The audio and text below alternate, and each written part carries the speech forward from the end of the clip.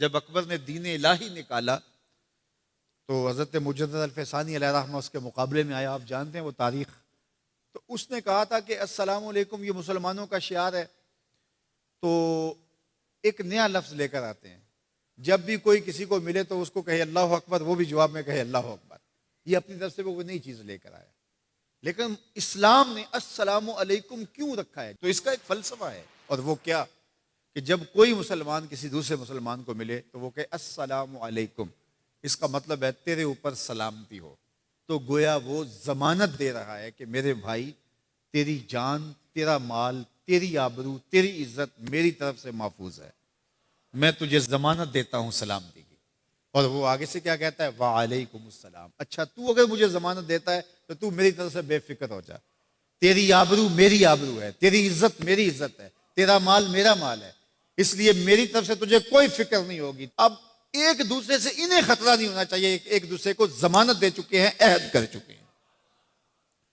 اور اگر ہم سلام بھی لیں اور جڑیں بھی کاٹ دیں تو میاں ہم نے سلام لیا ہی نہیں, ہم نے منافقت کی تھی. حضور نے فرمایا افشوا السلام, تو میں سلام کو پھیلاؤ. یعنی سلام کو پھیلاؤ گے تو امن پھیلے گا. سلام سلامتی سے ہے, یہ آپ امن دیتے ہیں. ہارون الرشید کے زمانے میں ایک شخص کو سزائے موت کا حکم ہو گیا. تو اس قیدی سے پوچھا سزائے موت سے قبل تیرا آخری حق. اس نے کہا کہ میں بادشاہ سے ملنا چاہتا ہوں. انہوں نے کہا ٹھیک ہے. بادشاہ کو کہا کہ سزائے موت کا قیدی ہے, تو وہ کہتا ہے میں بادشاہ سے ملنا چاہتا ہوں. بادشاہ نے کہا لے آؤ. تو دربار لگا تھا, تو وہ قیدی زنجیروں میں جکڑا ہوا لایا گیا. اس نے کہا السلام علیکم. بادشاہ نے کہا وعلیکم السلام. آخری خواہش پوری ہو گئی. جلاد لے جانے لگے, قتل کرنے لگے. کہا تو مجھے قتل نہیں کر سکتے. کہا کیوں؟ کہا بادشاہ نے میری ضمانت دے دی ہے, مجھے آزاد کر دیا. بادشاہ نے کہا میں کب کی ہے؟ کہا تم نے کہا نہیں وعلیکم السلام, تمہیں سلامتی ہو. تو جس کو تم سلامتی کہہ چکے ہو تو کیا اس کے اوپر سزا ہو سکتی ہے؟ تو بادشاہ مسکرانے لگا, کہا جاؤ میں نے اس کو آزاد کیا. وعلیکم السلام کہہ دیا تو پھر سلامتی ہوگی نا. اسی لیے ہم کہتے ہیں حضور پہ سلام پڑھا کرو. حضور پر جب سلام پڑھو گے تو حضور بھی سلام کا جواب دیں گے. وہ کسی شاعر نے کہا تھا, وہ شعر پتہ نہیں وزن میں ہے کہ نہیں, لیکن شعر مجھے بڑا اچھا لگتا ہے کہ درود پڑھنے سے ثواب ملتا ہے, سلام پڑھنے سے جواب ملتا ہے. درود پڑھنے سے ثواب ملتا ہے, سلام پڑھنے سے جواب ملتا ہے. تو ہمارے جو لفظ ہیں ان لفظوں کے پیچھے ایک فلسفہ ہوتا ہے. تو فرمایا المسلم من سلم المسلمون من لسانہ و یدہ, اور یہ ہم نے اپنے اولاد کو بچپن سے سکھانا ہے. اگر ہم نے ان کو اعلیٰ ڈگریاں بھی کروا دیں, ان کو اعلیٰ تعلیم یافتہ بھی کروا دیا دنیاوی اعتبار سے, لیکن یہ بنیادی سبق حضور کا نہ پڑھایا, تو پھر وہ اس تعلیم کے باوصف بھی آپ کو آپس میں الجھتے ہوئے دکھائی دیں گے.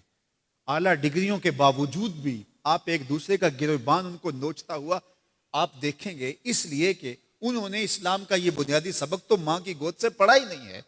یہ پڑھانا ہے کہ مسلمان وہ ہوتا ہے جس کے ہاتھ سے اور جس کی زبان سے دوسرا مسلمان محفوظ رہے. مجھے بتاؤ, جس کو یہ سبق اس کی ماں نے پڑھایا ہو, جس کو سبق اس کے باپ نے پڑھایا ہو, تو وہ کسی مومن کی ماں کو گالی دے سکتا ہے, کسی کے باپ کو گالی دے سکتا ہے, کسی کا گریبان پکڑ سکتا ہے, کسی کو تھپڑ مار سکتا ہے, کسی پہ زیادتی کر سکتا ہے؟ کبھی نہیں کرے گا, اس لیے کہ اس کو حضور کا فرمان یاد ہے کہ مسلمان ہوتا ہی وہ ہے جس کی زبان اور ہاتھ سے دوسرے محفوظ ہو. ہم نے یہ سیکھنا ہے اور اپنے عمل کے اندر اس کو داخل کرنا ہے کہ ہمارے رویے اتنے خوبصورت ہوں, ہمارا طرز زندگی اتنا خوبصورت ہو کہ ہمارا پتہ چلے کہ ہم حضور کے غلام ہوتے ہیں. ہمیں خوبصورت رویوں کا درس دیا گیا ہے, ہمیں خوبصورت رویوں کو اختیار کرنے کی تعلیم دی گئی ہے.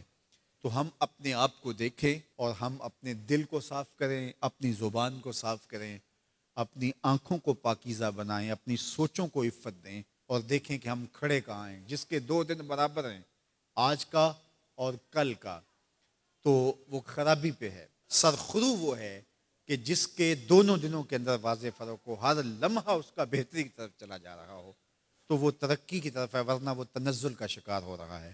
تو ہمیں یہ سبق دیا گیا کہ قد افلح من تزکا, کامیاب وہی ہوا جس نے اپنے من کو ستھرا کیا, اپنے باطن کی صفائی کی, اپنے اندر کو پاک کر